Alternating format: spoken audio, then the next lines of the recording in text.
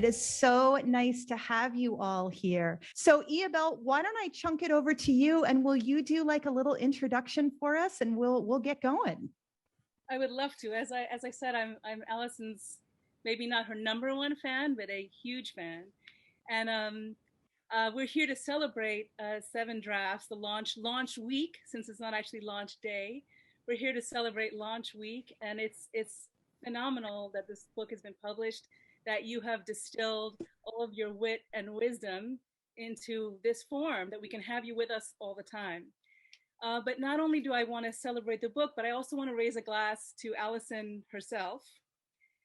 And you're being named Hippocamp's 2021 Literary Citizen of the Year, because to me that's an honor that's long overdue, and it celebrates something that everyone on this Zoom feels: your extraordinary energy and generosity and wisdom, and you've taught us how to be better literary citizens.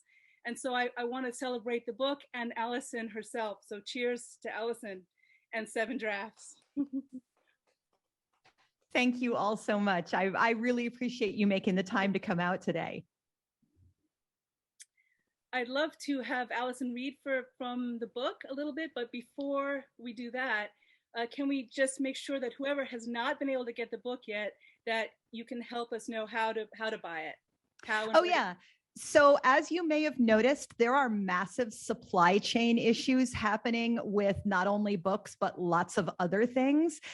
Many of you who have pre-ordered have not yet received the book. Some of you who have received the book have what's called the ARC, the Advanced Reader Copy, which was available at a writing conference earlier this year.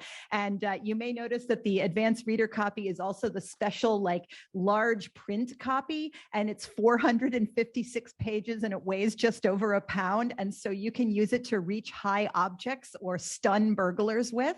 But the regular version will actually be a slightly smaller font size, still readable, and only about 350 pages. And it will be slightly less effective for self-defense. But do go ahead and place that order on bookshop.org or on Amazon. No matter when it says it's going to get to you, it will actually get to you in about a week or 10 days. And they are slowly trickling in. And when you have it, please post a photo of yourself on social media with it, because I'm dying to see what it looks like. If you walk into an independent bookstore, they will often be able to order it for you, or just order it from your public library, especially if finances are tight. And if you have not yet received your book by, like, say, next Saturday, I'm just going to start like reading it live on Instagram so that you can just kind of hear it as it goes.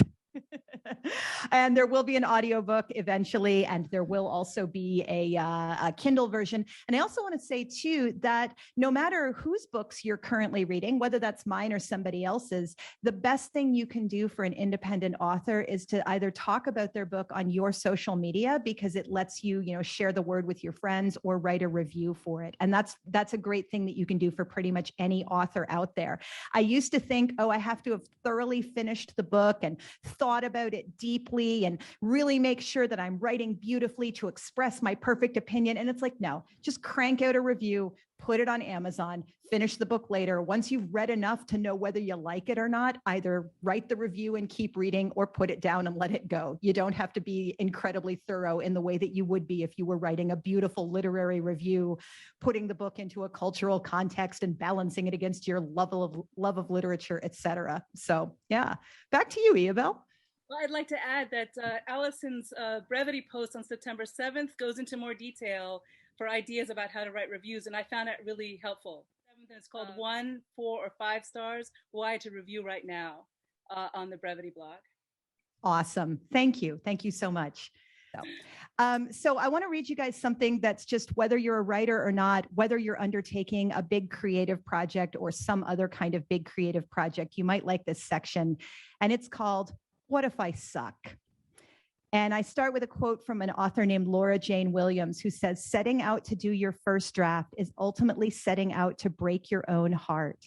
You have this magical idea in your head, and no first draft will ever, ever match that. It's so humbling. So as soon as you sit down and it's not coming out how you imagine in your head, I think that is what we identify as writer's block, but it's not. It's just frustration. And in response to that quote, I wrote, what if you finish your book and it's terrible? What if your novel is boring, your memoir a festival of self-pity? What if, as a writer, you suck?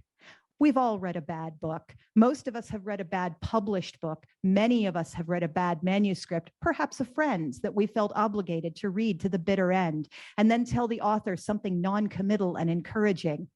You just don't know what you did there. You make it all seem so spontaneous on the page. You, literature, wow. Truly bad writing, rather than slickly crafted airport thrillers or blandly told stories that somehow tap into the zeitgeist to sell millions, is, as Toby Litt writes in The Guardian, a love poem addressed by the self to the self. He calls these writers excuse writers, and he says, bad writers bulwark themselves against a confrontation with their own badness by reference to other writers with whom they feel certain defense-worthy characteristics. They form defensive admirations. If Updike can get away with these kind of half-page descriptions of women's breasts, I can too. Or if Virginia Woolf is a bit woozy on spatiality and just kind of putting things down a little weird, I'll let things float free. If another writer's work survives on charm, you will never be able to steal it, only imitate it in an embarrassingly obvious way. Imitating the greats, consciously or unconsciously, is a wonderful exercise, but most of us can't truly pull off another writer's style in our own work. Anyone good enough to accomplish that likely has their own voice they'd rather write in. Bad nonfiction and memoir often happen because a writer wants to tell a particular story about their experiences. Until they've told it, they feel they can't move on. But because the content is so important, they don't mess around enough with the execution to learn how writing works. They can only tell what they experienced rather than giving larger meaning to the writer. Ultimately, they lack the will to betray the material enough to make it true. For novelists, bad books happen when we love the story or the world we have created so much. We're blind to gaping plot holes, cardboard characters, or wooden dialogue. First novels at 150,000 words are often the product of writers who love their own work too much to be able to improve it.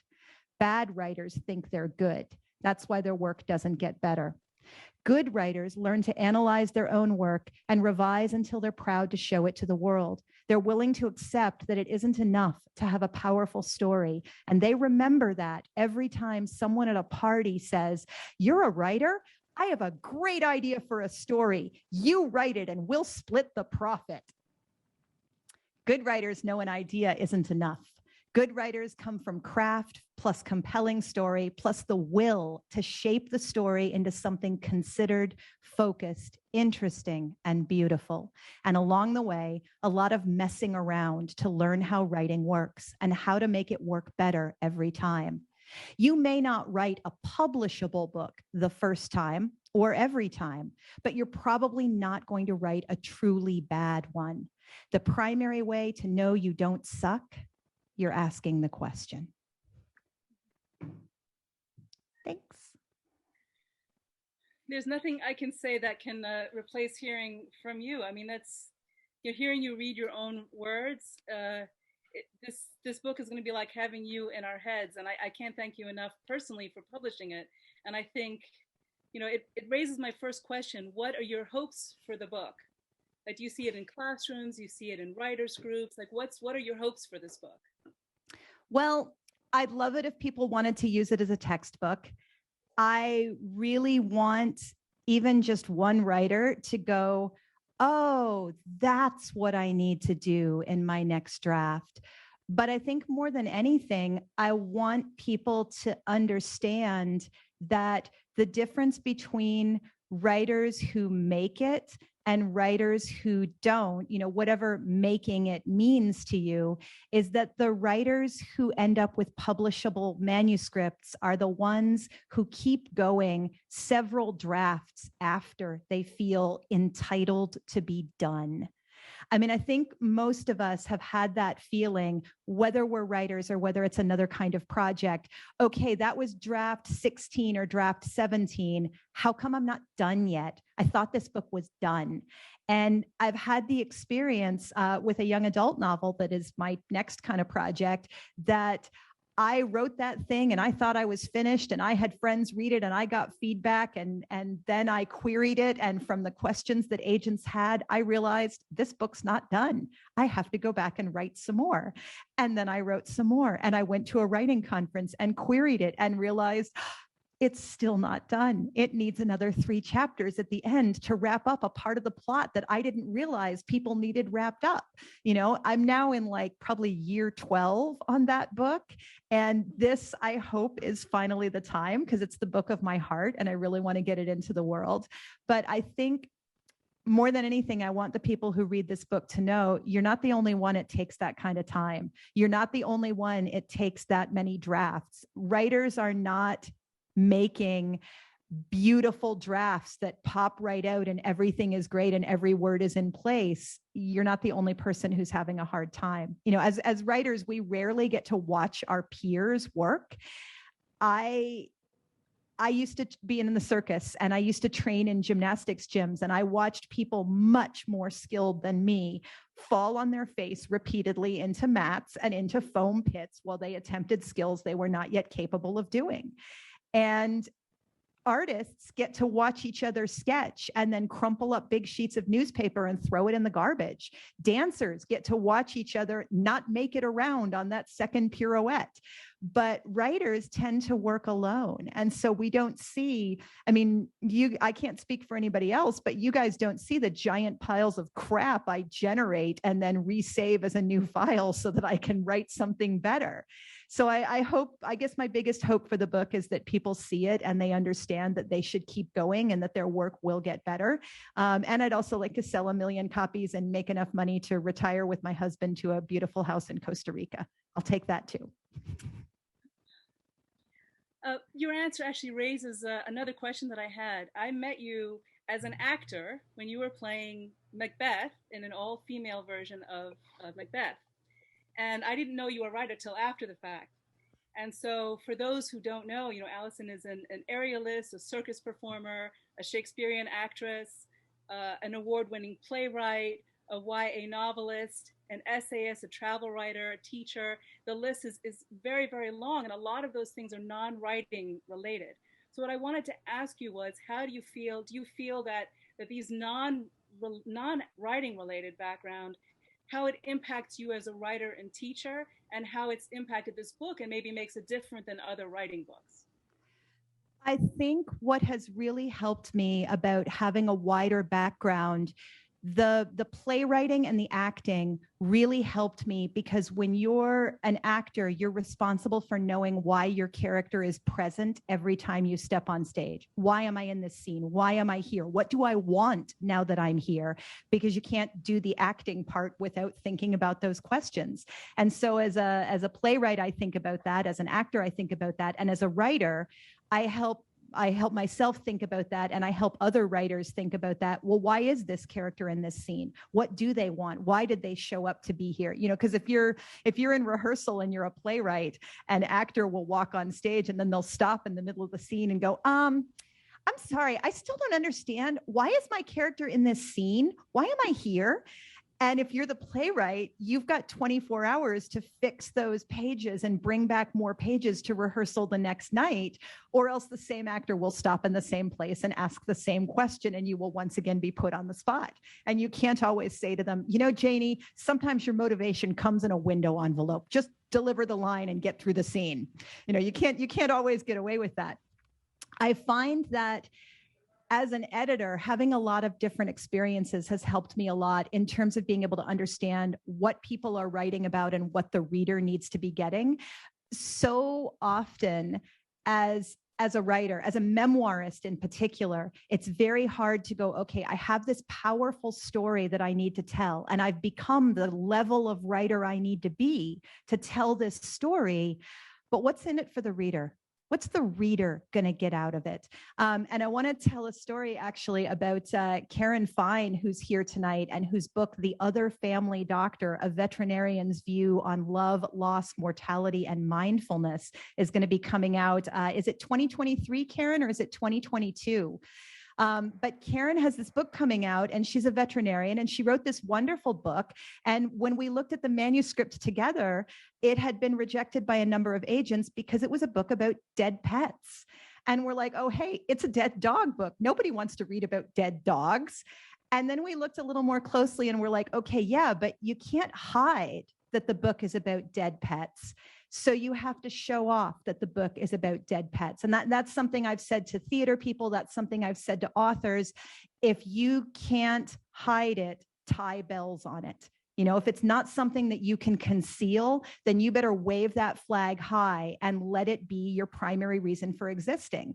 And one of the beta readers who read Karen's book, after we looked at it, after Karen was like, we're going to put dead dogs front and center. That's what this book is about. It is about pet death and what that means for all of the rest of us.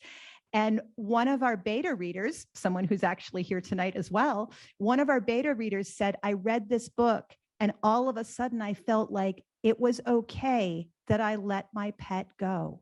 It was okay that I got to a point where I had to say, all right, this is as much as I can do. You know, Elizabeth says in the chat, it's the same in sewing. If you can't fix it, make it a feature. And part of, I think, going from performing to writing is how do you take your unique talent, your unique skill, what you have to share, and make that something the audience wants to watch, make that something that the audience is powerfully interested in. You know, because, and then we'll get to your next question, Isabel, because I'm kind of yammering on here. As an aerialist, I was never that good. You know, part of why I had a great show was because I hired people who were better than me. But what I was really good at was talking to the audience and bringing the audience in to this party that we're all sharing together, so that as they are marveling at my incredibly skilled partners in the air, I'm marveling too. And I'm sharing with the audience, let us marvel together because this is beautiful. And that's where we go with our writing as well.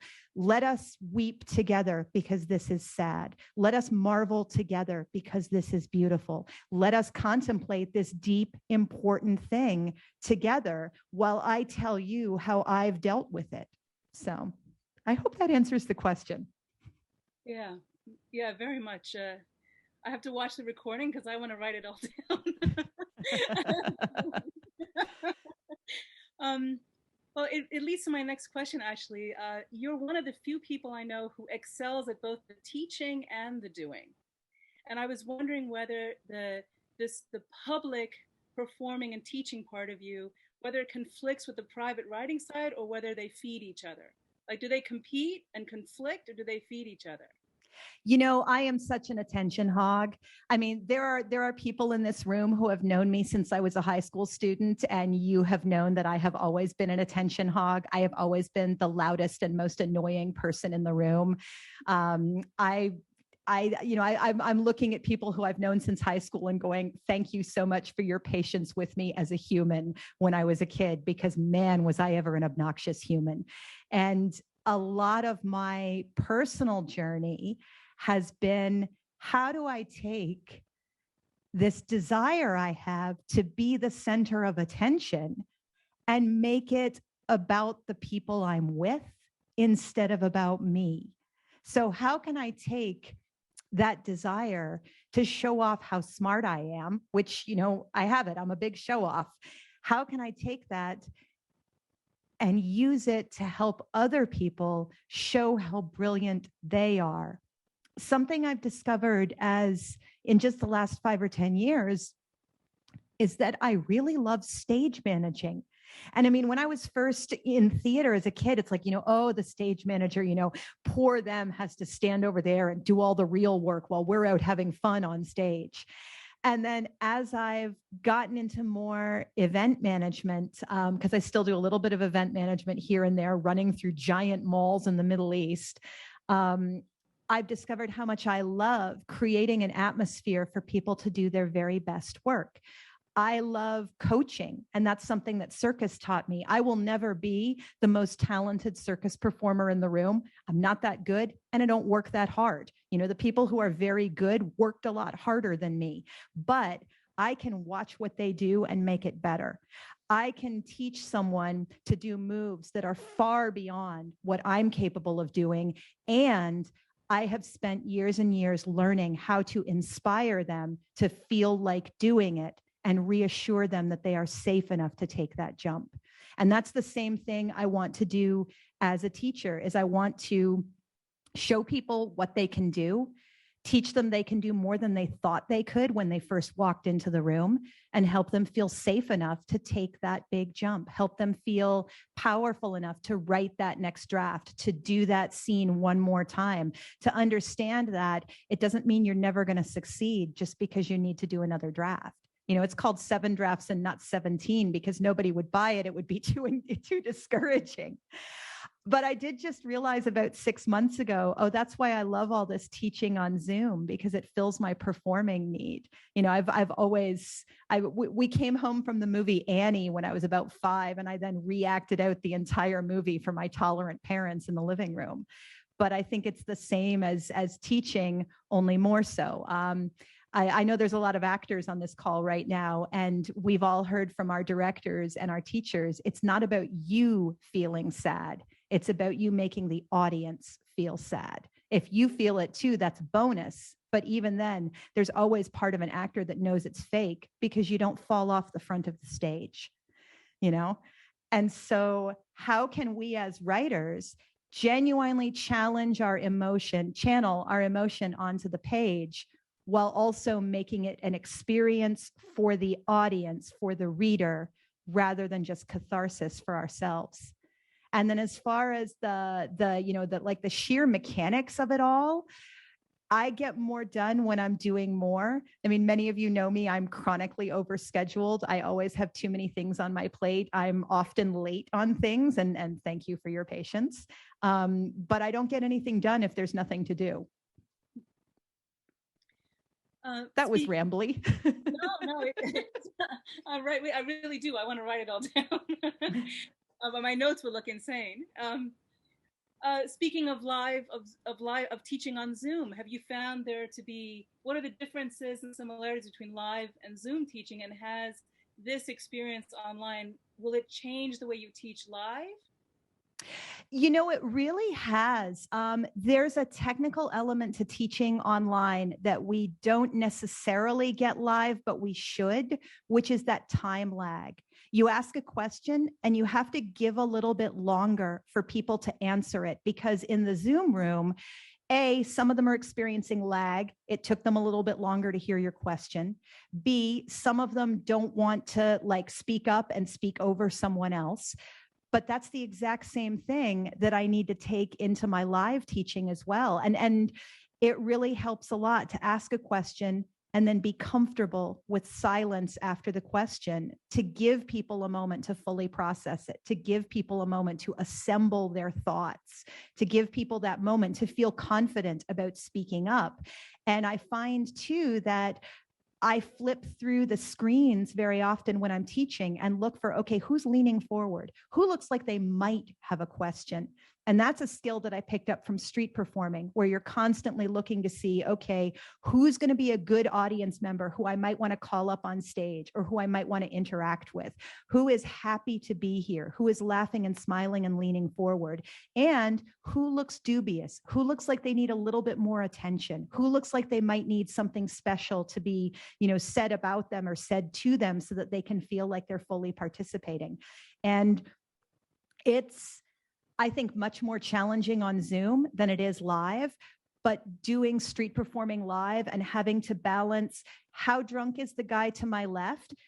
The child on my right, do their parents have them under control, or are they going to run into the middle of my stage when I'm waving a fire torch around? Are the fire torches fully soaked and lit and ready to be prepared? Does our intern still look confident? Are her hot pants riding up, or does she still look good? And balancing all of these things while also saying my lines and getting the jokes out, and also going, ooh, that was a fun improvisational moment. Let's remember that for the next show.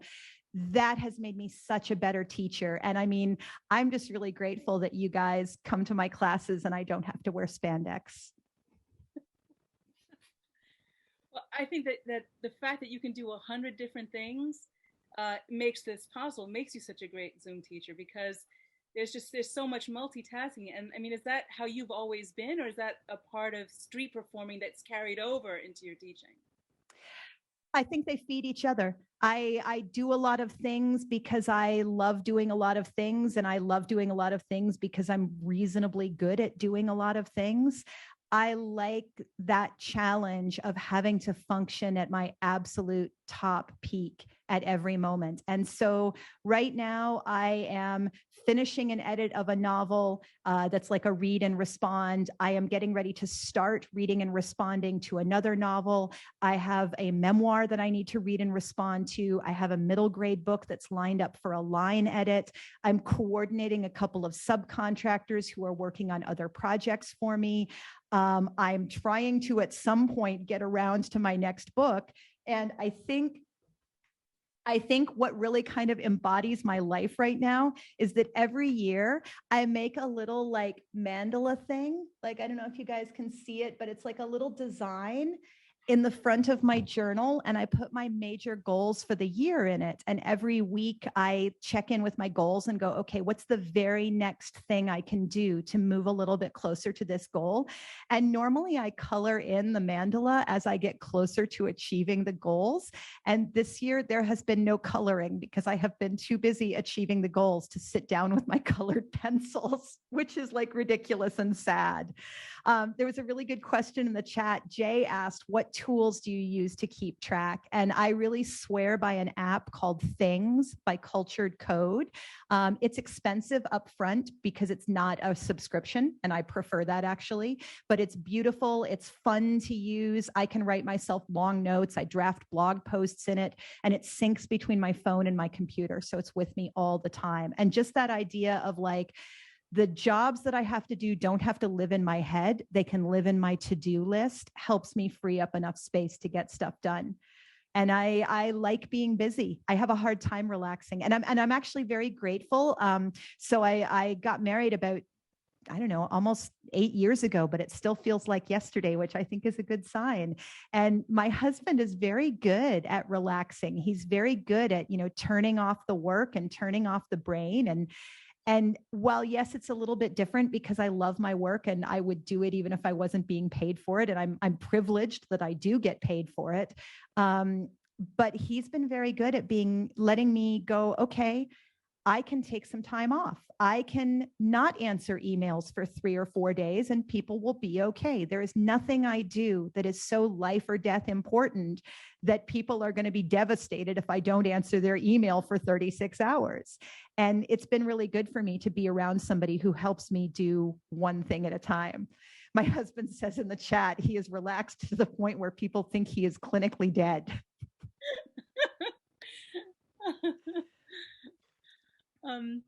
Actually, I have a question that applies to a number of people on this call. What was it like to publish during a pandemic, and in your case, to publish in a country that you're not actually living in right now?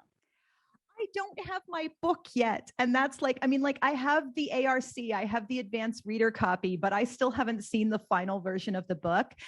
I am really lucky that we have had 18 months to get used to stuff takes a little longer. Stuff happens online because, look at this. There are people on this screen who I have known for 6 months or 2 weeks, and there are people on this screen who I have known for 25 or 30 years. And I would never be able to have you all in one place if we were not online right now. And so I'm incredibly grateful that this was not, oh, hey, Allison's doing this weird, crazy thing where we're all going to log in online at the same time. And it's kind of like Skype, but it's a little bit different. And yeah, you can get in on your phone, I hear, or you might have to dial. Like, you all know what it is. You all know how to do it. You all practiced doing this with many other people for many other events. And I love too that the world has become more accessible for people who cannot leave their house, maybe because of a physical disability. Maybe it's financially not possible for them to go to an event. Maybe they can't get a babysitter. Maybe they have children who need them. Maybe it's their dinner time. I mean, there's people from like 11 time zones here right now. And so I think that's the real bonus. That's the real positive. I think the negative is we've missed out on some of that human connection. And it would be nice if we were not all currently struggling with supply chain issues where some of you have received books that you have ordered and some of you have not. So it's been a weird year. It's been a really unusual year. I know Hanana's got a book coming out this year, Hanana Zahir, who has a really wonderful, wonderful book coming out. It's a book of short stories. You're going to love the cover. I'll post about it on my socials. And when it finally comes out, I know you're going to love Karen's book. And by that point, maybe we will finally all be in person again. And Vicky points out in the chat, a hybrid world will be cool when we have the choice to be digital or in person. So yeah. Learning and growing. Isabel, do we want to take like some questions from the gang? If anybody either wants to like raise their hand or unmute and jump in or type it in the chat if you don't feel like speaking up. Yeah. Amy? Hey there. First of all, congratulations. So thrilled about this. And can I also give a shout out to the Writer's Bridge to folks who don't know about it? May I do that? Allison with Ashley Renard have created this thing called the Writer's Bridge, which is a Zoom online, kind of drop-in brainstorm where they have provided with incredible generosity, insights, advice, what to do's, what not to do's, everything about this wacky world of words that some of us inhabit, whether it's as creators or consumers of it. And if you haven't checked that out, I hope you do, because it's been life-changing for me. And I say this as somebody who's been writing for a long time and is learning something new every day. So Thank you. And I'm just going to has dropped the link to the sign up form in the chat. And our next Writer's Bridge is Tuesday. We're going to be talking about independent bookstores and what independent bookstores want writers to know to work with independent bookstores. Go ahead, Amy. So they say, write the book you want to read. Is that what you did? Did you see a need for this? Like, what was the genesis of it? I wrote this book because I wanted something to sell at conferences. And I say that with like great love and respect for the process in my heart, but whether it has been street performing or acting or directing, my job has always been to make art as a consumer medium. I want to make stuff that people want to buy. And with street performing, you give away the show for free. Everyone gets to see the show. And then you ask for money at the end, and the people who can afford to pay subsidize the people who can't. And with this book, there are chunks of it that I have taught in $15 webinars. There are chunks of it that I have written for the Brevity blog where everybody gets to read it for free. There are chunks of it that are in this $19 book. There are chunks of it that I teach in a $3,200 retreat.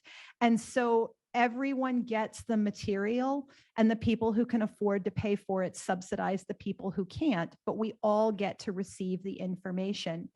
So I wanted a book that I could sell at conferences that would be something that would help fund my plane tickets to go speak, because I love speaking. And then I met the wonderful people at Woodhall Press. Matt Winkler is here tonight, and he might stick around a little bit after if you are a writer and you want to find out a little bit more about working with Woodhall. And I thought, okay, these people know how to hustle, because I first came across Woodhall when Colin, my editor, was standing outside a room where I was speaking at the giant writing conference called AWP. And Colin was hand selling books one by one out of a box on a chair to all the people who were coming out of the room. And he was like, the people you just heard speak, they're in this book, because we were all in this anthology. And I'm like, okay, I want to work with people who hustle. And then as I started putting the book together, and I first started putting this book together in 2015 or 2016, and I actually still have a list in my email of people who gave $10 to get an e-copy of the book because I thought it was going to be done a lot faster. And now I need to track down all of those people and send them their copy of the book because they deserve it, because they believed in it back like before there was even a book. And the more I wrote in the book, the more I realized writers need this book. Writers need this kind of straight talk that doesn't talk down to them and is reasonably fun to read so that they can just keep going. So that's why I wrote the book. And Shane asks in the chat, what is the one big tip for starting a new novel to help make the editing process and later drafts easier or less stressful? Shane, I think if you find that tip, you should tell me because I really want to know. I think the biggest thing you could probably do, though, is to say to yourself, I am going to write down a beautiful pile of material. It is going to be a child's Play-Doh sculpture, even though what is in my head is Michelangelo's David. And I'm going to accept that what I'm doing right now is I'm piling my materials in a single location so that I can then start tweaking them and using them. You need to put together all the wood you need to build the house, and then you can take the pieces that you need. Ashley, somebody said the Writer's Bridge link was not working. And Martina says, write the book you want to read because you'll have to read it 75 times. Lorna asks, Allison, I see you on social a lot. How do you structure your time around that in regards to balancing that with writing? Well, first off, it's really important that you guys know I have no children. I have no pets. My family, God willing, is still in reasonably good health, and they all live 6,000 miles away from me in a different time zone. I have a husband who genuinely enjoys doing housework and frequently does it and does more than half of it. And all of those things make it easier for me to do stuff like write, like make money editing other people's writing that funds my own writing, like travel so that I have stuff to write about and be on social media. I'm a toilet Twitterer, I'll admit that. And that's one place where I make time to interact with people. I find too that I try really hard to make my time on social do double duty. I am very rarely just randomly reading and scrolling for the sake of reading and scrolling. I'm looking for on Facebook, in my writers groups, are there people who have questions I can answer? Are there friends who I need to connect with and congratulate them on something cool they're doing? Whose achievements should I be keeping up with? On Twitter, I'm looking for, can I write something that's tight enough and funny enough and well phrased enough that other people will like it and interact with it? It's a little writing challenge to myself each time. For Instagram, my goal there is, can I write a beautiful mini essay that truly expresses my feelings and connects me with the people reading me in a way that makes me proud that I wrote something quote unquote real, which we don't always feel like on social media, and that makes people go, oh, I like how Allison writes. I want to read more of what Allison writes. So I think a lot of it is consciously using social media. And Ashley Renard is a really big expert on that. And one of the things we talked about with the Writer's Bridge is, set a timer. Say, okay, I'm going to spend 15 minutes. I'm going to post one thing to each of 2 platforms. I'm going to interact with 5 people. And then I'm going to go, okay, my social time is done. Because there really is a difference between using it for fun, which is totally valid, and using it to get better at your work and connect with other people doing your work. Ray asks in the chat, do you see the book being applicable to genres such as poetry or hybrid forms? If so, how?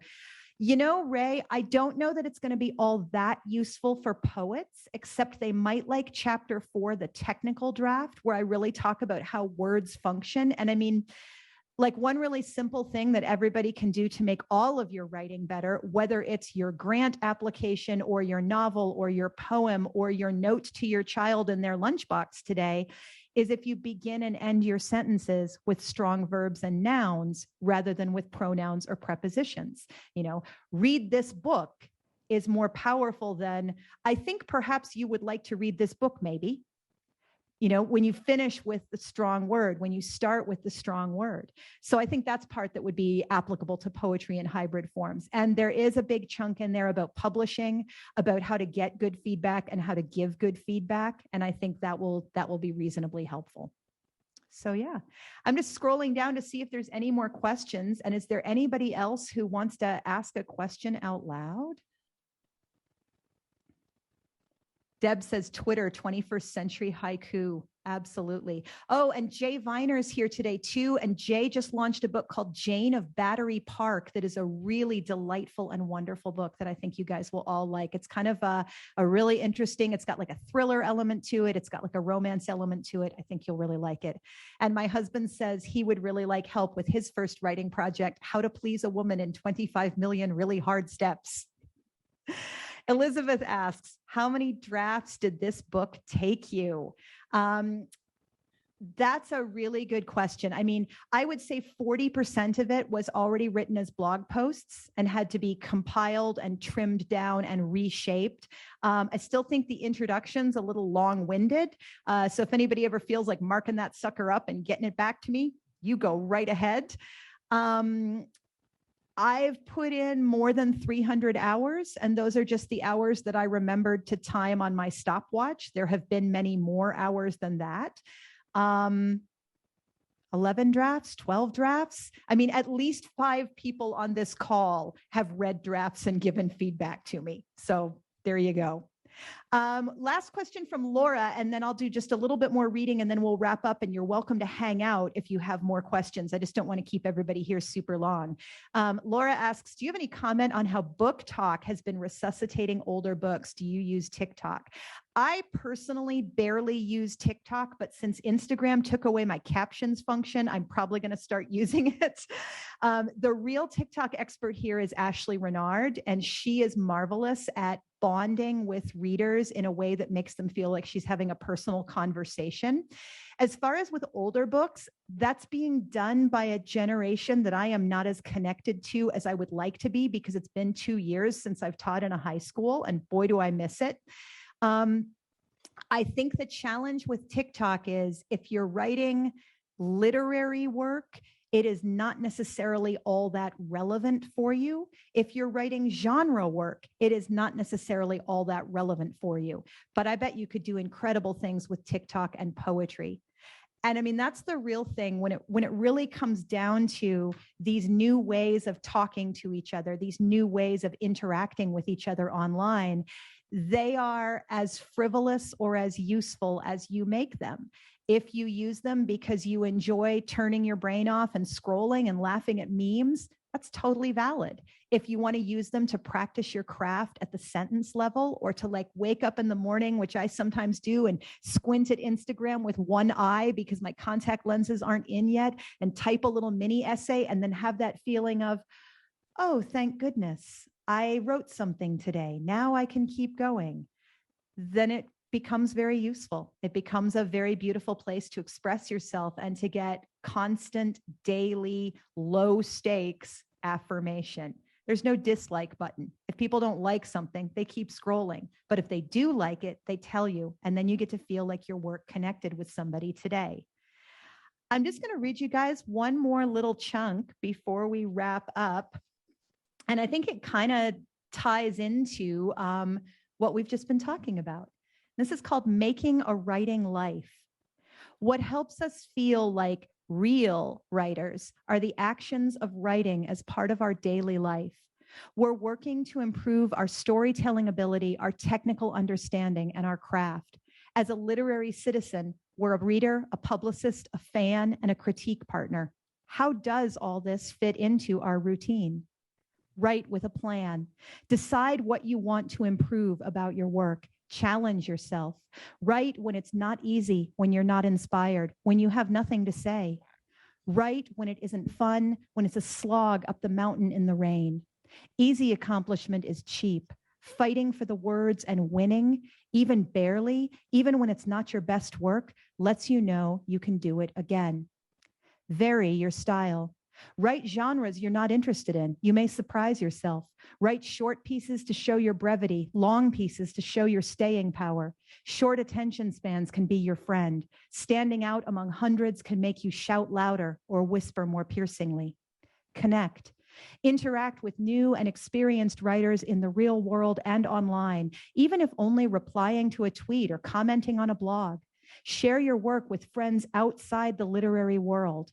Get feedback from writers and readers of every level, from read a cereal box once to better writer than you ever dare hope to be. Be supportive. But when you think someone's ready for it, when you're brave enough, when you've built a relationship of mutual support, give the best critique you can.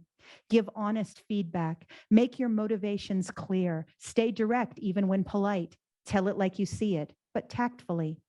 Be generous with your time, your talent, your encouragement, and feedback. Read everything you can. Strategically, you'll know what you're up against.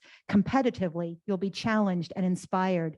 Comment on everything. We all feel like we're drowning in a lake of obscurity, and even enjoyed reading is a lifeline from the dock of humanity we're paddling so desperately toward. Being popular and being genuinely engaged in the community are the same behavior with different hats. Be ambitious, be brave, be ruthless, be raw. Write about pomegranates and roller coasters and cement mixers. Write about your relationship and your relationship with your mother and your relationship with your depression. Write to honor your dead. If you're going to write about the zombie apocalypse, you had better have something damn original to say. Put writing first. Stay up late. Get up early. Make it the top of the list, above laundry and getting paid, and sometimes above lunch. Skip out on your other responsibilities. If you're an overachiever, narrow your focus. Trust that your children will learn to feed themselves. Your life partner will manage their socks. Shaved legs are overrated. And if you can't put writing first, that's okay too. Put it where you can. This book is about doing the work you must do to be published, but publication is not what makes you a writer. That's not what makes any of us writers, artists, winners. You write, always you write, and in the end, you win because you show up. Show up to the page, show up to the community, show up to your colleagues writing, show up to the new writers and the bad writers and the teenage writers and the writers writing only for themselves, but who still need to know they're not alone. Show up with your voice, show up with your style, show up with what you love and why it matters, and lay it on the page, naked and alone. It will be terrifying. You may feel like you are howling into the void. You are. But there are others in the void howling back. And as long as you keep howling, you win. You win. You win by being there, and you win by being able to write about it, and by writing about it even when you're not able, when your heart is torn and ragged and the pen in your hand is running dry and all your paper is wet with tears. You win. And the cruelest joke the universe plays is that when you win, it's not the end of the game. You're bumped up to a higher level with harder obstacles, and you can never go back and be satisfied playing the level you already beat. I have one more secret. When you show up and you reach out with generosity and you do your best work or your second best work and summon up the bravery to share it, you create a community. You, a writer, the loneliest of artists, become part of a team. And even when you are home alone, sweating in the Louisiana heat and cursing things that buzz, or walking down Fifth and wondering if there might be just one affordable place in this city of strangers and darkness while gearing up to freeze your ass off for the next 4 months, you are still playing as part of a team. They are in the shadows, and they are on the other end of the internet, and they are reading your words and saying, me too. Me too. Thank you. I mean, I need the audiobook, if only to listen to that as a daily affirmation, frankly. In your voice, telling it as a daily affirmation, I mean. Thank you. Thank you guys all so much for being here. I'm so grateful that you came and spent this time with me. I'm going to hang out for the next 15, 20 minutes. If anybody wants to talk or chat or has more questions, feel free to unmute yourself if you want to say goodbye or if you want to chat. I'm so grateful you could be here. Thank you all so much. And thank you, Isabel. Thank you, interior designer Jay, publisher Matt, copy editor Melanie, beta reader Sky, beta reader and co-host Isabel, and my partner in crime, Ashley. None of you, I could not have done this book without you. Thank you. Yay. Love you. Love you too. Love you, Thanks Allison. for being Congratulations, Allison. Here. Congratulations. Thank you. Congratulations. Thanks for being here. So glad you could come. Congratulations. You're awesome. Thank you. Congratulations. Good job. Thank you, Allison. Congratulations. Can't wait for the next step. Thank you. Yay, See you on see you in Italy. Congratulations. Thank you. Congratulations. Congratulations, Allison. Oh, and Heidi. I almost forgot Heidi. Congratulations. She found more mistakes. Thank you. So feel free to hang out. I know there's like people here who I haven't seen in years and years. There's people here who I'm going to see in Italy in like 3.5 weeks. If you're interested in working on your book in Italy, there's still one spot left. And I got to say right now, Italy feels considerably safer than America. I had to show my vaccination card to eat inside restaurants in Florence. It was delightful. I can start with a quick question. Sure. Which is that I'm starting to teach, and listening to the things that you just read and knowing what I know about your book, I heard you say that you'd love for it to be used as a textbook, and I would love to invite myself to be a person who uses it in the writing classroom. And I wanted to just hear your thoughts about that. Yeah, I think that would be fantastically awesome. I mean, most classrooms are not working on writing an entire novel in a semester, but it's definitely something that you could even do on a smaller piece. Like you could look at, okay, draft 1, you've got your vomit draft, get it on the page. Draft 2, your story draft. Is this telling the story you want it to tell? Draft 3, your character draft. Is everybody fully realized? Is the setting fully realized? Draft 4, technical, go through word by word. So yeah, I would say you could absolutely apply this to smaller projects. Yeah. Thank you. You're so welcome. Thanks, Amy. Yeah, and I'm teaching a whole webinar coming up in October, November about developmental editing, and it's basically how to build your developmental editing business. And we'll talk about the process, and we'll talk about how to make it all happen. I have a question. What about making it for the personal essay, especially for students I'm trying to adapt the first 50 pages that I got to try to frame it for a personal essay. Yeah, I think you could. I mean, there's a bunch of chunks in here that specifically apply to memoir, and they're all labeled, it's in the table of contents, what's memoir. And I think that's all very relevant stuff as well that you could apply to personal essay, tell the truth, make sure that your villain is being judged on their actions and behavior and not because you're telling the audience you have to hate them because you like me. I think you could absolutely apply that. Yeah. Let me know if you need help, like pulling out sections or whatever that might be useful. So thanks. Yeah. So do you have like a master's in creative writing? I do. I have an MFA in creative writing that I got from Western Michigan University. But I don't think you have to have a master's to be a writer. It's really just a case of putting the time in and getting better. Where a master's can be really valuable is that it gives you assignments that you must complete and peers to share your work with. Mm-hmm. But you can also create that for yourself. Mm-hmm. You could do this with other writers. There's got to be other people who are writing similar stuff to you. And if you read each other's books, you can help each other. So you're writing a business book, maybe somebody else is writing self-help about marriage, maybe somebody else is writing about, mm-hmm. getting better at social media.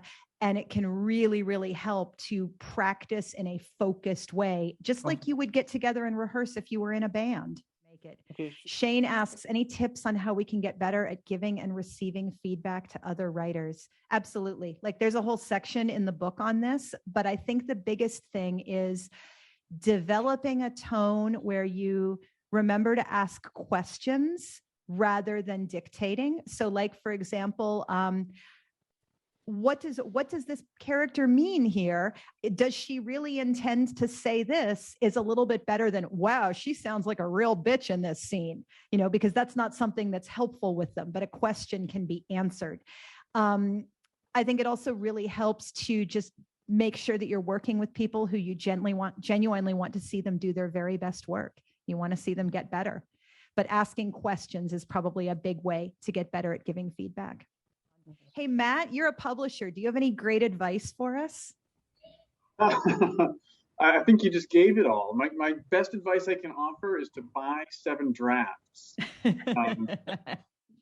Yeah, no, I think that, Allison's presentation today and, all of the beautiful mojo that is incorporated into the pages of this book really, puts you totally on the right track. And, the thrust of, when you think you're done, check around, double check that, right? Find a focus group, find a beta reader, find a publisher, and you might find out you're not done.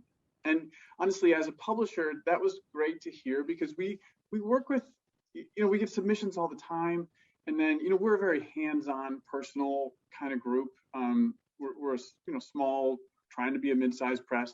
And so a lot of times, we start with a conversation. It's not just a big slush pile, this, that. And we'll say, hey, we read your submission. We've got a few points that you might want to look at. And when I see an author's face go, no, it's perfect. What are you talking about? Then we worry, right? You have to have your mind open, your ears open, right? Like the mind is a parachute or something like that. But so that signal of, just double check, right? You might not be done, and then get to that 5th, 6th, 7th draft, and when it's when it's clear, you'll be happier, right? If you can open your eyes and say, oh, okay, I thought it was done, but it's not done. Wow, okay, I got it. And then you get back to work, and it's a better book. So, that's, I think, the message behind this book, and that's why we're so proud to publish it. We really want every public library in America to have it, every writing course to have a copy of this. Yeah, and the only other thing I can offer is, Allison, the reading you did at the end was such a great, inspirational, pep talk. There's so much momentum to that, and writers need that. I mean, writing is lonely and brutal and unrewarding a lot of the time, and so just don't give up. Just keep doing it. Just keep doing it. Just keep on writing. Yeah, absolutely. Jay also mentions you can also purchase a copy and donate it to your local library. Laura, I ended up in Dubai because I was on the tail end of my work as a circus performer, and I had kind of been putting out to the universe that I really wanted to be writing full time. And so an event management company that was handling my performances here was like, hey, we need somebody to come be a stage manager later this year. We'll get you a 6-month contract. All you have to do is show up, get the stage set up, sit in the coffee shop with a view of the stage in the mall, and just make sure you're there. If there's any emergencies, you can write all day. It'll be great. And I also, while I was performing, met the man who is now my husband, who is British and was here as a consultant. And about 7 days before I was supposed to move to Dubai, I had purchased a one-way ticket. My stage management boss called me and he said, oh, we didn't get the contract with the mall after all. You don't have a job or a work visa or a place to live. And I'm like, well, I gave up all my circus work because I thought I was going to be busy for 6 months. And I told my partners to, go get other jobs and everything. And well, I've been putting it out to the universe that I wanted more time to write. And I have just been given that time. And I called up Alf and I said, hey, I don't have a job or a place to live. And he's like, well, I guess you better move in here. And then I've been in Dubai ever since. So that's kind of how it all went. Yeah. I mean, it was a really big leap. And I think too, something that's important to know as well is while I do make a living as a quote unquote writer, Most of where I make my money is teaching and editing. Getting paid to write is actually getting paid to have written. Once you've created the book and sold the book, then you might make some money on the book. But in terms of subsisting as a person in the arts, it is very rare to make your living purely off of writing books. So Listen, I don't have a question. I just want to be part of any celebration of you and this book. I just want to say, here's to you. You make so many people's lives better. I hope you know what a difference you make in the world. Cheers. Cheers. Cheers. Cheers. Thank you for coming.